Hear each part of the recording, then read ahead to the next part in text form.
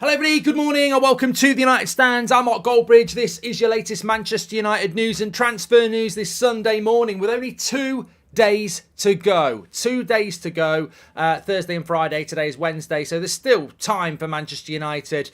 But I suppose the big headline is that Murta Madness is Murta Chaos. Within that football club, he has lost control. And United will desperately try and deny that.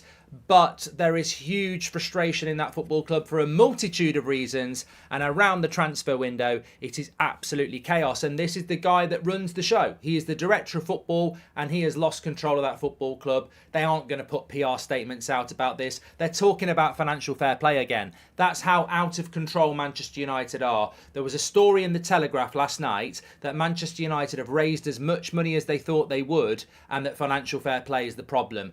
The fact that they feed you, intelligent people, rubbish like that is outstanding. They really think you're thick. They really think you're thick. They think they can bring Greenwood back and they have to change about that. And now they think they can bring financial fair play out again like they were trying in April and May. Do they not realise that football fans don't just watch their club? They watch other clubs. Chelsea have bought lots of players because they sold players. And now Man United are putting a story out saying they've raised what they thought they could, but financial fair play is now stopping them spend. Okay, if you sell more players, you can buy more players. It's like they're sat there going, well, we've only sold that much, so we can't buy any more, so it's financial fair play's fault. It's your fault. It's your fault. And Fabrizio Romano has come out this morning saying that West Ham did actually go back in for Harry Maguire. And I'll read you this point. In the last 48 hours, West Ham have asked again to buy Harry Maguire. But the answer from Manchester United is no. To find a replacement in defence under financial fair play conditions who would be at United's level was considered too complicated. Welcome to Manchester United, everybody. Welcome to Manchester United. We're going to keep a player the manager doesn't want because replacing him in 3 days is too complicated. Sack them.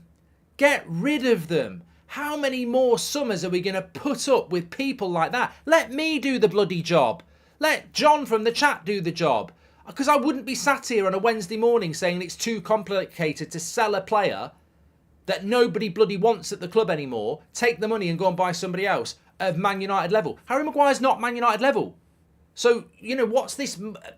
We can't replace Maguire with a defender that's of United level. What is United level? Please, pray tell us what you think financial fair play is, why it's too complicated, and what Man United level is. Because any United fan is going to sit there and tell you, there is no United level. You've destroyed that over the last 10 years. There is no United level. There is no financial fair play.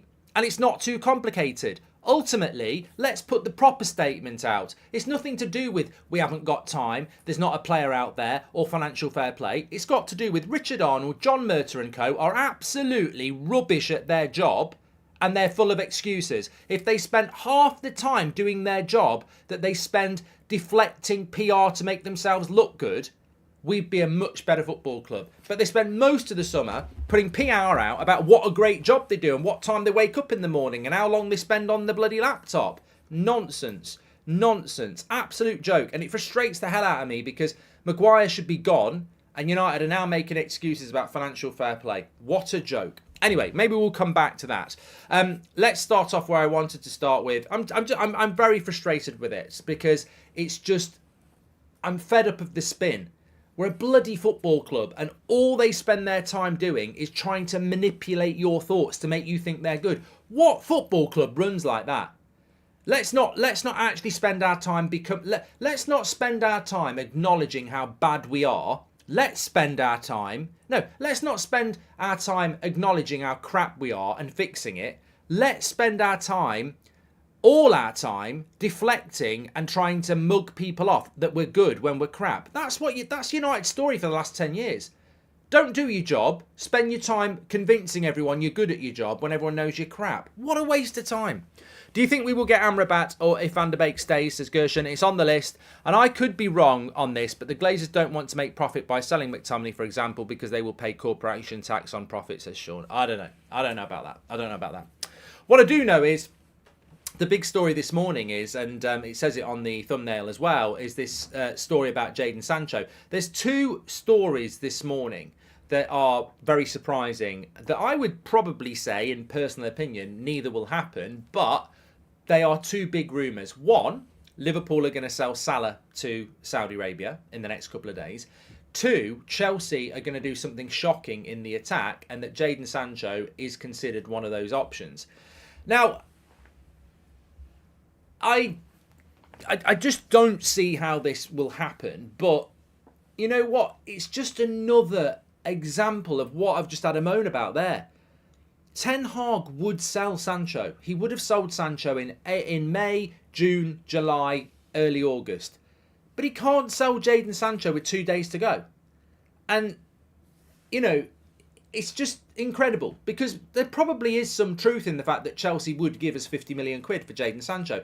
And maybe we should take it, but not with 2 days in the window to go.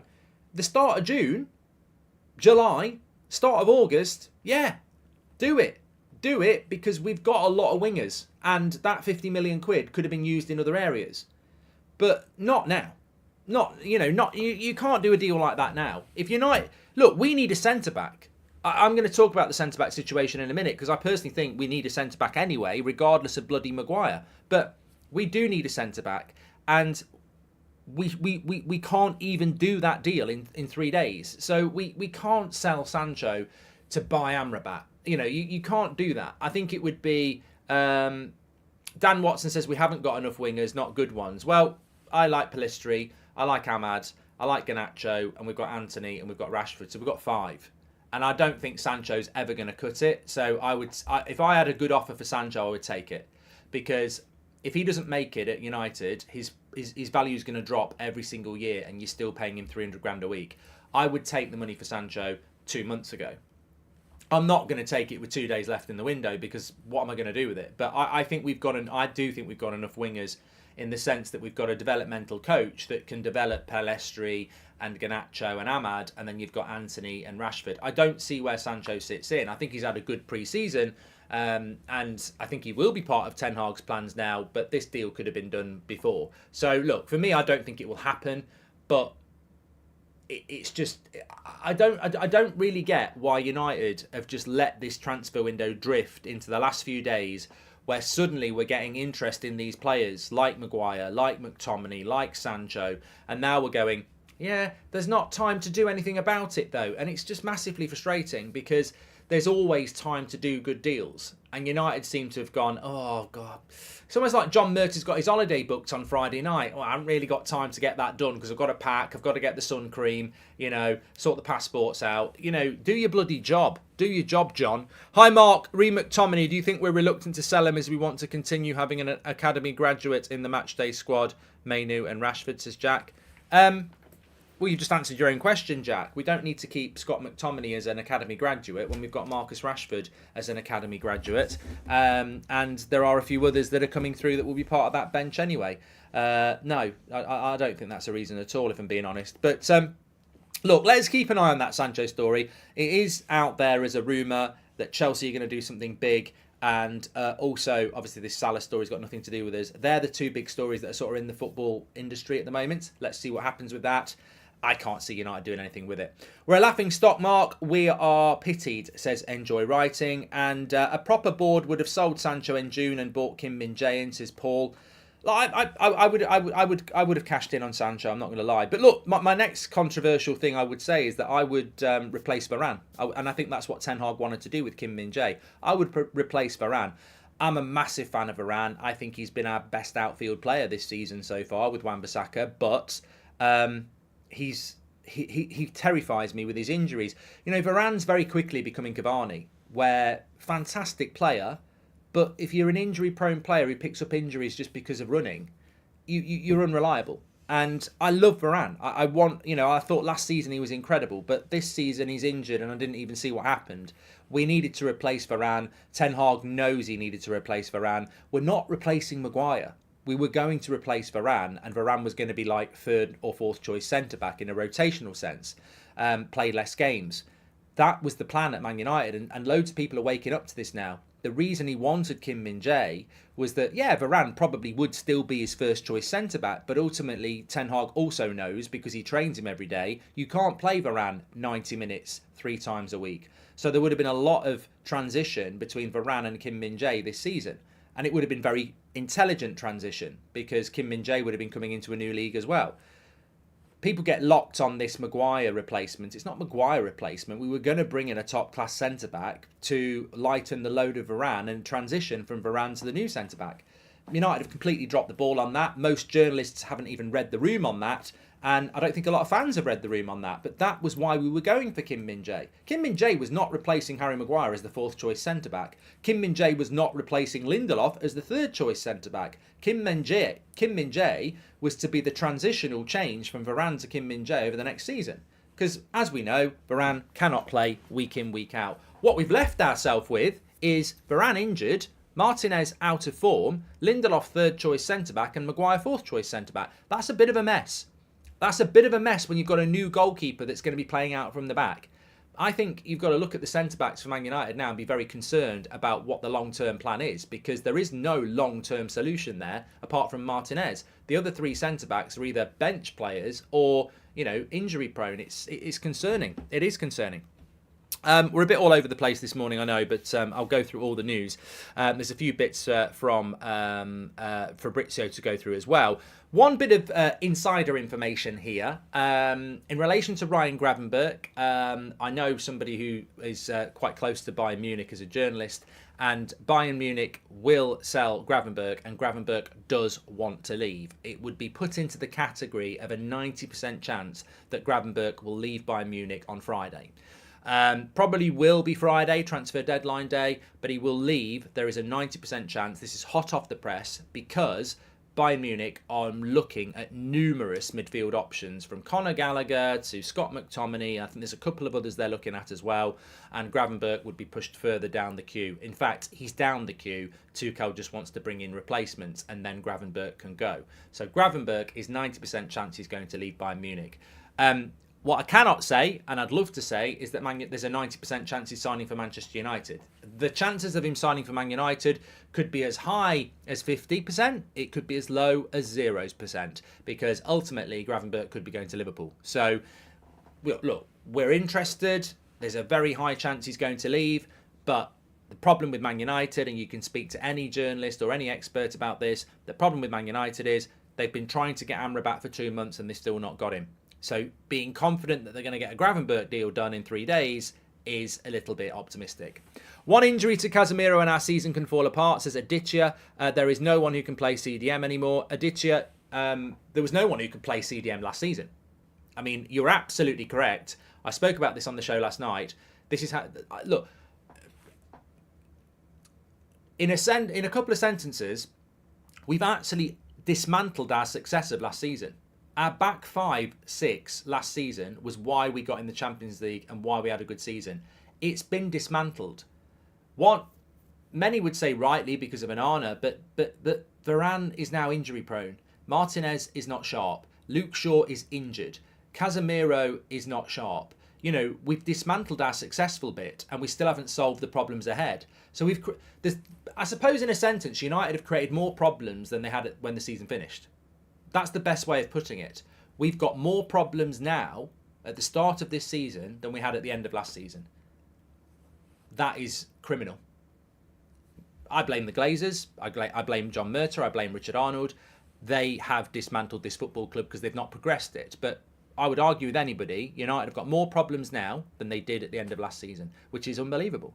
If McTominay isn't a here we go today, he isn't leaving, because no way will Eric Ten Hag go into the Arsenal game with no midfielder on the bench, says Sean. And any news about Højlund? Did he start training with the first team? Chat, remind me about that, because I've got loads to get through this morning. I actually expect a couple of here we goes in the next 2 days. I'm expecting one today and I'm expecting one to tomorrow, and hopefully another couple on Friday. That might be optimistic, but we've got to get something done today. I think Cucurella's got to happen today. Get Cucurella done today, shelve it, move on to the next one. You cannot be pushing Cucurella into Thursday, Friday. That's got to get done today. Get it done, move on to the next one. 100%. Got to get moving on that. What I would say about the midfield situation from Aditya and Sean, really good comments by both of you. It sounded really patronising then, didn't I? I hate that. Oh, really good comments from you, Sean and Aditya. But no, they were really good comments. But what I would say is that let's not be hypocrites here. To say that we've now got nobody who can replace Casemiro, it's not we've now got nobody. We've never had anybody. Like 2 years ago, we didn't even have Casemiro. So we've never solved the midfield problem. We partly solved it. We for years, we've never had a holding midfielder. We then got Casemiro in, but we've only got one. Now, people can... Fred could never do that role. He was like a bloody trampoline receiving the ball from the back four. McTominay can't do that role. He's like a bloody bunny hopping around and hiding behind, playing hide and seek. So we've got nobody who can do that role. Maybe Mainu in the future can, but many of us think Lindelof or Martinez could do it, but Ten Hag doesn't go down that route. We haven't got a holding midfielder other than Casemiro. So look, if we can bring a couple in of any standard, that would be great. It's gone a bit quiet on Johnny Evans, said somebody in the chat. Good. United couldn't sell their backsides in a brothel, says Aaron. The thought of that. And I don't see Rasmus Højlund in the training pictures, says Rohit. Thank you very much. And any look, very, very quickly on Højlund. I wasn't expecting to be talking about him, but it's a democracy in the chat. Højlund has been training with the first team since last Friday. Højlund would love to have played against Forest. Højlund is in the Danish squad for the international break, and Højlund will be in the squad for the weekend unless Ten Hag does something ridiculous. So he will be involved. I'd be very surprised if he started, but then again, you never know with Ten Hag. He's a laptop manager in the relation to fitness, and if they say he's ready to play, he might play him. I don't know, but I expect him to be involved on Sunday, and I think he expects to be involved as well. Jeffrey says, I believe at this point our only optimism is to wait for the new owner. Anything with the Glazers won't work. Well, Jeffrey, I agree. I actually do agree with you on that. But we're not going to stop supporting and hoping and wishing that United did well. But I agree. The only hope for United, and it's not just now, it's been like this for weeks and weeks and weeks, is that we get new owners. Of course, I agree with you with that. Let's just go back to some of the news here because we're flitting around all over the place. Loads to get into this morning, and I think it's going to be a busy next few hours and days, and obviously we'll react to it all. We've got... it's hectic. We've got the normal 2 o'clock, 8 o'clock shows for the next few days. We've got to preview the Arsenal game. We've got the Champions League draw tomorrow at 5 o'clock. We'll be live for that. We've got transfer deadline day. We've got Erik Ten Hag's press conference on transfer deadline day. Make sure you subscribe, bottom right-hand corner. Get your bell on. Smash a like. Get involved with the United Stand. We've got you covered all the way through till the transfer window closes on Friday night. And then it's a massive weekend, of course. But it's going to be busy. But is it going to be busy disappointment? Or is it going to be busy a couple of positives? We'll have to wait and see. In relation to Amrabat, this is what Fabrizio has had to say this morning. Amrabat is waiting for Manchester United and has been waiting for a long time. Scott McTominay and Donny van der Beek's future are crucial to determine what Manchester United can do. He also says that Højbjerg was an option, is an option in midfield, but Tottenham want an important fee for the player. The message from Tottenham is clear: important proposal or nothing. Forget about it. Absolutely forget about it. There is no point. There's no point in thinking about Højlund. That's going to be way, way, way, way too much money, and we just don't have the time. Look, if West Ham are saying we'll take Maguire and United are saying we haven't got enough time, then we haven't got enough time to start dealing with Højbjerg and Spurs, and we haven't got enough money. And look, I know the Amrabat deal is frustrating. It's frustrating for everybody, but effectively, what's going on here is that Manchester United have not bought Amrabat because they haven't got any money. And as painful as that is for me and you and I to acknowledge, this is what is happening with Manchester United. We don't have any money to buy a player that's waiting for us to buy him. I mean, this is a little bit like, I remember this, being a kid. I came from a working class background that when it actually existed, we didn't have Sky TV. You didn't get bought presents unless it was your birthday and Christmas. And you had to do jobs and pocket money to raise money. And I remember silly little things like, I remember a computer game coming out I can't remember what it was called. I think it was European Club Soccer or something on the Mega Drive. And I can't remember what they used to cost then, probably about 30 quid. And I had some birthday money and then I had a paper round, and I figured out it was going to take me 3 weeks to get the money to go into town and buy this game. and 3 weeks I had to earn the money and go and buy the game. And that's a little bit like what United are doing here with Amrabat. That's the thing they want, but they've got to raise the money to get it. It's incredible that a club the size of Man United has got to do that. But actually, sometimes in life, the most frustrating and illogical things are quite simple in their explanation. United haven't got the money to buy Amrabat. It's as simple as that. So this is why we keep hearing about Donny's got to go. Fred's got to go. Now, I don't actually believe McTominay's got to go for Amrabat. I think that's an addition that's come late on. It's never been Fred, Donny and McTominay that's got to go to get Amrabat. But I certainly think Donny has got to go to get Amrabat out. And look, this is why United don't have time to do anything. As I said at the start of the video, United won't put it out there because they'll spend all their time trying to convince everyone it's not the case. But there is major frustration in that football club, and Murtaugh's basically lost control, if he ever had it. Now, you might get a few Twitter accounts that are on his payroll that start telling you that he's doing a really good job, but reality is, actions speak louder than words. He's done an absolutely terrible job. He is the director of football. If this was Man City, Arsenal, Real Madrid, PSG, he'd have been sacked. Everybody knows the role of the sporting director or the director of football. It's almost like United. He's only a director of football when we do something good. And when things are going badly, people forget that he's the director of football. The director of football is in charge of recruitment. That is their job. And it's very clear that he wants to be in that job when he's putting the quotes out about when Højlund signs or when Onana signs, but he's nowhere to be seen for 99% of the crap that we have to put up with in relation to recruitment. I could do his job better than him, 100%. People will say you're having a laugh. I 100% could do that job better than him, because I know people who work in United and I know people who negotiate with United, and it's a circus, and he's lost control. And I believe Ten Hag thinks that. I think the players think that. I think the coaches think that. And I think everybody else is just trying to protect him and Arnold because they're bloody useless. They're rubbish at their job. You know, clubs in Germany, the sporting director and the CEO actually do regular interviews. They're that competent. They can actually, they actually can do public interviews and public press conferences about recruitment. This lot, I don't know. I just don't know. Somebody said not a chance, mate. You know what? You need to get out of the shadows in life. You people in the chat who think that Man United's director of football or Man United's CEO is that they're on a different level to you with competence, or some ex-player knows more than you about football. You actually need to walk out from the shadows and get into real life. Life's really simple. These people are jokers. A lot of them. They're no better than you or me. Just because they've got the job, they might have got the job because they're mates with somebody. Like, you need to walk out of the shadows and value yourself a little bit more. These people are not as intelligent as you when it comes to football. I mean, these people don't even support Manchester United. I think wake up and smell the coffee. You as football fans, we don't give ourselves the credit. We spend most minutes of most days thinking, analysing, and coming up with ideas around football because we love it. And we live in the shadows. We are mushrooms fed on shit because we assume that, I genuinely think I would do a better job than John Murtaugh. 100%. I've been around football all my life. I've worked in finance. I've done high profile decision making. I spend days every day talking to people like you, thinking it through. 100% I could do that job better than him. 100%. No doubt at all. Most of you could. Stop putting yourselves down and stop being the bloody puppets that they need. We know more than you. Trust us. Look at the shower of shit we've been fed by that football club. They're not good at their job.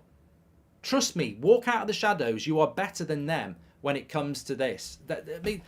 I mean, if you don't think you could do a better job than Richard Arnold or John Murtaugh, I presume you don't think you could do a better job than the Glazers. And now you're really having a laugh. A bunch of millionaires who know nothing about football, who were born into money, and you think they know more than you. You think they can run Man United better than you. You're having a bloody laugh.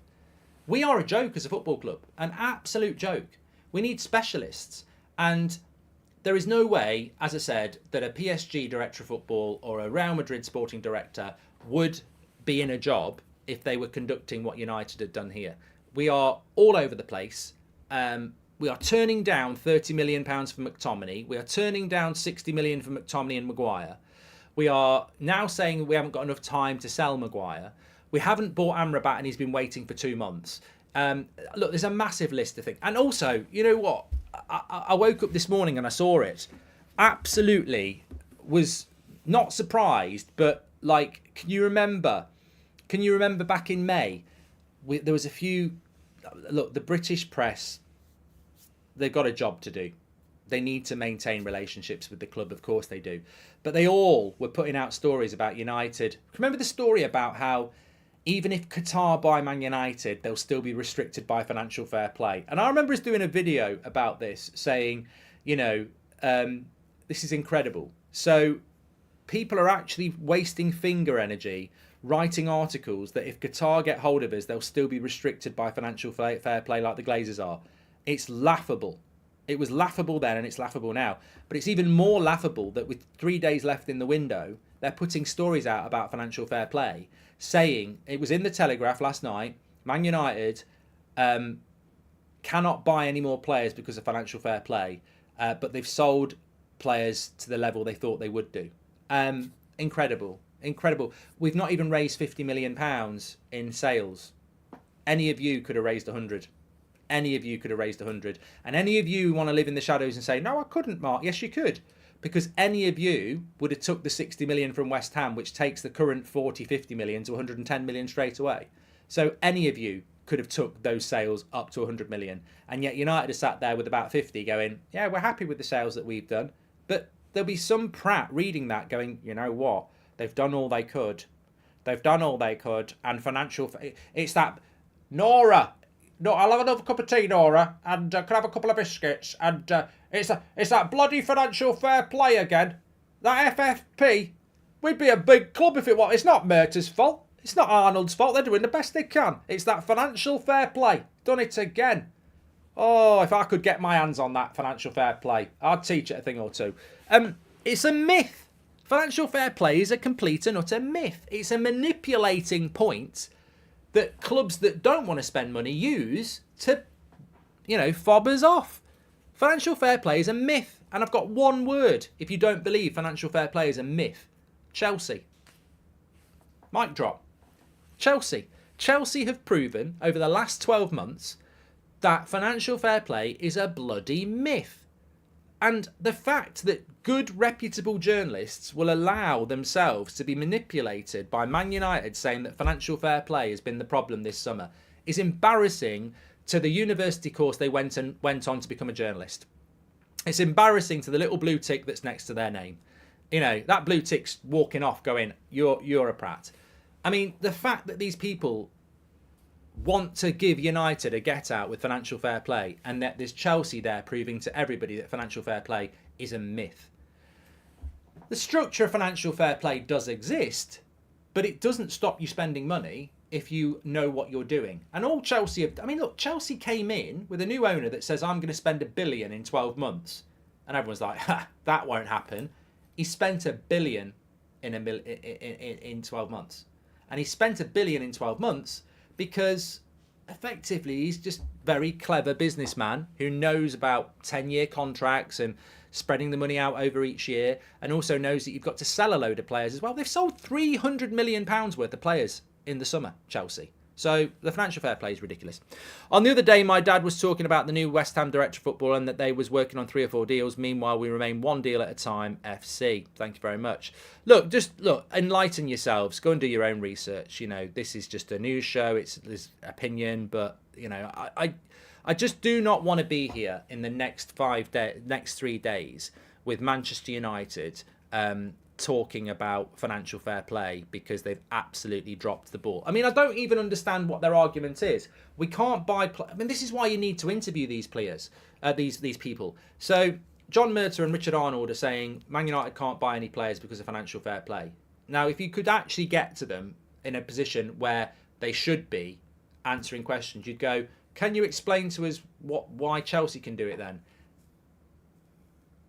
No, I think it's some sort of magic, John. I'll give you that, John. Why, all right then, John. Why are Chelsea spending all this money, but you said you can't because of financial fair play?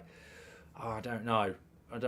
I think that there's something about London and that area of London. I just don't know how they're doing it. I suspect there might be some sort of charges coming down the road. Could it be, John, that they're selling players for £300 million in one summer, which allows them to spend money and reduce their wage bill? Wow, I don't know about that. I'd have to log on at 5 o'clock tomorrow morning and I do some research on that. I don't know. That sounds like some strange system for me. At the end of the day, financial fair play is why we can't spend money. We don't know why, but it's definitely financial fair play, and that's probably what you. I mean, there's no depth to it at all, is there? We've got a bit of breaking news coming in as well from. It's coming from Spain, actually. Cucurella's willingness to leave Chelsea and Ten Hag's interest has brought the position of the two clubs very close. Man United will pay a $3 million loan fee and the deal can be closed today as an agreement is close. Look, I expect to hear we go on Cucurella today. I'd be very surprised if we don't do that. Official Rafael Varane will miss the clash against Arsenal on Sunday due to injury. I think we all knew that. I'm just hoping it's not going to be sort of 6 weeks, etc. He's going to be out for a few weeks. You know what? I'm really worried. Simon Stone saying Varane not out for too long, says Robert McCormack. But you know what? Actually, Robert, that might well be the case. But should we not acknowledge here that Varane is made of glass? And in a way, if he was out for 6 weeks, I mean, look, if he's out for 3 weeks, he comes back and then he's out for another 3 weeks. You can't rely on Varane. I love Varane, but I don't think we can rely on him. I was told season before last there was an injury problem with him that was always going to be a problem. Now, I suspected it was ankle, but I don't know. I never had that confirmed. The fact that Ten Hag wanted Kim Min-jae, as I said earlier in the video, was very obvious to me that he was looking for a long-term successor to Varane because of his injury problems. I worry about us defensively at the moment. I worry about Casemiro not having any cover. I worry about this Mount Ericsson thing because I think we get overrun. I worry about the front three. I think there were a lot. I genuinely feel we're in a worse position than we were at the end of last season in relation to stability, rhythm, and chemistry. And I feel like we're almost starting a new project, and that's dangerous when there's so many other teams around us that can challenge us. I don't know what to expect from this season, and I think the next 3 days are going to be crucial. A sorry state of affairs for one of the biggest clubs in the world. Broke after 3 signings and now stuck in a sell to buy situation. It's amazing, Andy. It's absolutely amazing. Even clubs like Aston Villa aren't having to sell to buy. Impossible trying to rationalise exec level decisions at United. They're not fans and don't realise how lucky they are to be in those positions, says James. And hi, Mark, do you think it's more likely we sign Amrabat or Gravenberch before the end of the window? Says Farhan. I would go Amrabat because he's just literally waiting to come to United. I think Gravenberch would happily go to Liverpool or Manchester United. So, who knows which way that could actually go. Let me just... look, in Man United at executive level are clueless, out of touch, arrogant, and not Manchester United people. They're not Manchester United fans. They're not Manchester United people. And, I'm past caring what people think about that. They're cowards as well. They would never sit down and have an interview or a chat off the record or on the record. They think they're better than us. They think they know what they're doing. I think that's been demonstrated time and time again over the last few years. And look, I don't want to keep going on about it, but the way Richard Arnold conducted the Mason Greenwood episode was disgraceful. I can't believe it's been swept under the carpet. The evidence is out there from Adam Crafton in The Athletic, what the plan was, the way they were going to sweep all fan opinion under the carpet and just put nice pictures of Greenwood out and carry on as if nothing had happened. That CEO should not be in place. As I said, if he was a government MP, he'd be sacked, disgraced. He's still walking around as Man United CEO. Because, you know why? Because football's unregulated, because people at Man United can do what the bloody hell they like. Football's the Wild West, actually, when you think about it. We think we have an element of control. We think we have an element of say, because it's the Premier League, it's Manchester United. We've been around for years and years and years. Busby Babes, Sir Alex, George Best, Dennis Law, Sir Bobby Charlton, Brian Robson, the class of 92, Beckham, Cantona. It's Man United, it's a dynasty, but actually it's the Wild West. People can get hold of your dream, manipulate it, and do what the hell they like, because there's no accountability, there's no regulation. I think it's disgusting, actually, that people can run our club the way they run it. I think the Greenwood saga from Arnold was sackable. I think the way Murta acts is sackable. I think the way the Glazers, above all of this, run the football club and let it rust and destroy is atrocious. And yet they just carry on. They carry on all the time. And it's obviously very sad. Are you excited about Cucurella? Here we go, says Will. Look, it's not massive. I saw Faz do a video about it at 5 o'clock last night. It wasn't like we had 30,000 watching like when we signed Ronaldo. I think we had about 4. It's the sort of deal you do at this stage of the window, isn't it? I wouldn't say it's Weghorst. It's probably more Sabitzer. I'm so good this morning. I'm so good. I'm just rolling him off the tongue. It's true. Like, Cucurella is not like signing Onana. It's not like signing Ronaldo. It's not like signing Pogba. It's more like getting Sabitzer on loan. It's like, well, he's a good player. It might work, but it's not. It's the last few days of the transfer. It's desperate. It's desperate, isn't it? We're no longer, and anybody who thinks we are no longer in a position. Look, if you think United's transfer window is 6 out of 10, it can only ever be 6 out of 10. If you think it's 3, it can only be 3. If you're going to knock it up now, you're bullshitting yourself. You don't knock that score up because the transfer window starts really in May and ends in late August. And what happens in the last 2 or 3 days is like Boxing Day sales. Everyone's just running in, grabbing what they can. There's no organisation. There's no plan. There's no ability to sit down and negotiate. You know, like we did with Mason Mount, we sat down for 2 or 3 weeks to get 55 million. And we did the same with Onana, and we did the same with Højlund. That's out of the window now. This is not organised. It's desperate. It's chaotic. And really, it shouldn't influence what you think of the transfer window. For me, it's a 3 out of 10, and it will stay a 3 out of 10, even if we sell 4 and buy 4. Because it's just, this is not how we should be being run. We shouldn't have this volume of business to be done in 3 days. It's, you know, we've had 3 months, and we've put it this way. If United's transfer window was a journey to 100% in relation to what you needed to do and what you needed to sell, I would say we're not even halfway through the journey of what we should have done this summer. In fact, we're probably not even 30%. So why are we trying to do 70% of our business in the last 1% of the window? It's shocking. And we won't get it done. Of course we won't. What does this transfer mean for Qatar if they buy us as animator? I mean, to be honest with you, if you're Qatar, you are, you know, you would want the club 6 months ago. But, you know, the further we fall, the more impact you can make in a short period of time. If they'd inherited Man United, having won the Carabao Cup and finished 3rd, I think they'd have been looking to take us up to Man City, Arsenal levels this season. But if they inherit us at some point over the next season and we're down in 6th or 7th and we're out of all the cups, you know, first season for them, if they can get us back in the Champions League, it's progress, isn't it? The lower the bar, the easier it is to jump it. Rafael Varane out for a few weeks, not as many as 6, club says Albert, and that's from Simon Stone. And what do these players have in common? Cucurella, Schweinsteiger, Falcao, Martial, Weghorst, Igalo, Ibrahimovic, Højlund, Owen, Dubravka, Telles, Butland, Mount, all were bench players at their clubs, says G. A lot of those were late deals as well. Just on Dean Henderson as well, it would be remiss of us not to mention Dean Henderson, considering Dean Henderson is a player we've spoken about a lot over the last 3 years. He is expected to sign for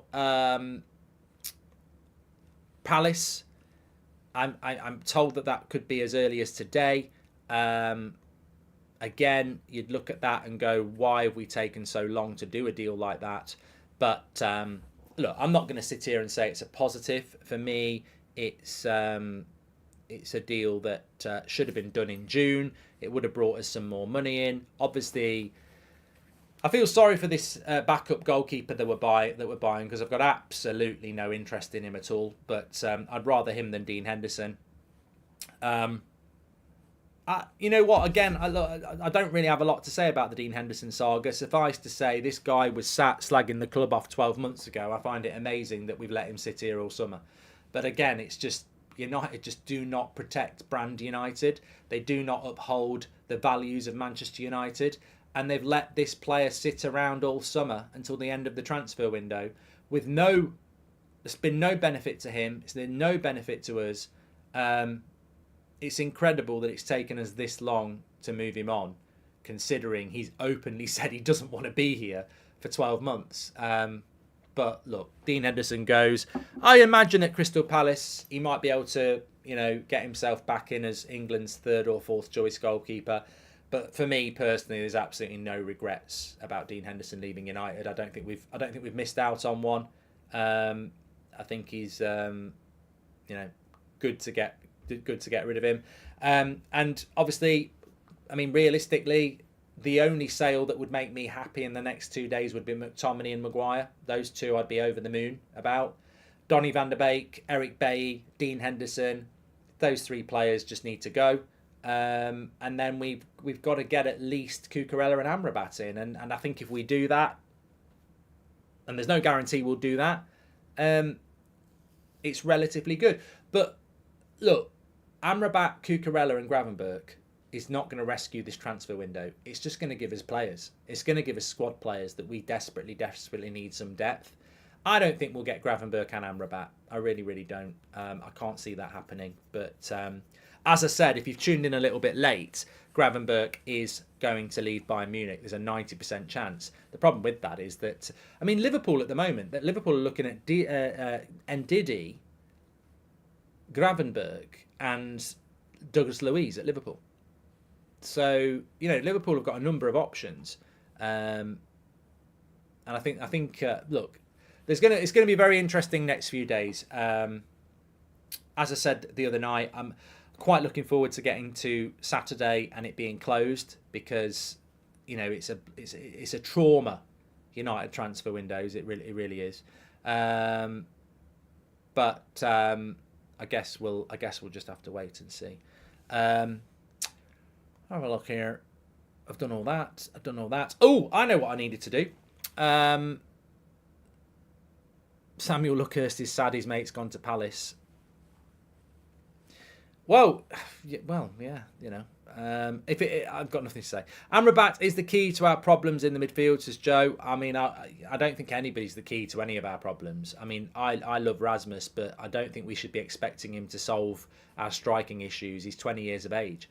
Amrabat is a midfielder from Fiorentina who's 25. There's not a big queue for Amrabat. Like, he's not going to come in and be, Rodri or something like that. Neither would Gravenberch be. Neither Cucurella's not going to come in and be, the best left back in the league. These players we're buying, I don't think Pep Guardiola's looking and going, oh my God, they're getting Amrabat and Cucurella. Shit! What are we going to do? What are we going to do, Phil? Arteta won't be thinking the same. We need these players because the squad's so thin. But then, Amrabat, when Arsenal are getting Rice and Chelsea getting Caicedo, these players have got a lot of pressure on them for the level of player that they are. And I hope that Ten Hag can do what he can do and take them up to the next level. But trust me, look, I like the idea of Amrabat, but I think some people think he's going to come in and be like the best midfielder in the league. He's probably going to come in and be a slightly better Fred. That might happen. He might come in and be a total flop. Like, we can't... Every transfer is exciting, but look, we are doing deals for not a lot of money in the last 2 days of the transfer window. That, to me, says everything about these deals. They are risky. They are risky and desperate. And risky and desperate can be fantastic, but risky and desperate can go wrong. So I wouldn't be putting pressure on Amrabat. I wouldn't be putting pressure on any player that we bring in now because they're victims of a... I mean, look, Amrabat would be a better Man United player if we'd bought him in June and given him a pre-season to get used to playing for Man United. And that I always think that's very harsh as well. And he's a £25 million player. He's 25 and he's cost £25 million. It's not a lot of money. Anyway, look, thanks everyone for watching. We will be back at 2 o'clock and 8 o'clock tonight as usual. We may well be back in between because who knows what's going to happen. Can I just say you're all legends, by the way? Well, not all of you, but hopefully most of you. New podcast episode came out yesterday, Goldbridge Saves Football. Links in the live chat and it's in the video description, or you can just search Goldbridge Saves Football. It's doing really well. It was a brilliant episode anyway. We had Ben Foster on, our first ever guest on the podcast. But some really good topics in there. The best captain in the league thing has really caught the imagination. We've had our most downloads and listens to this of all the podcast episodes we put out. So make sure you join the podcast revolution. People have been asking me to do a podcast for ages, and I've finally done it. Give it a listen. The great thing about the podcast is you can just click that link, download it for later, and watch it in sections. But I think you'll enjoy it. And it's out every week on a Tuesday. And it's just another bit of content that we can smash. So make sure you give it a listen, and thanks to everybody who has already. I'll speak to you all in a bit. Take care.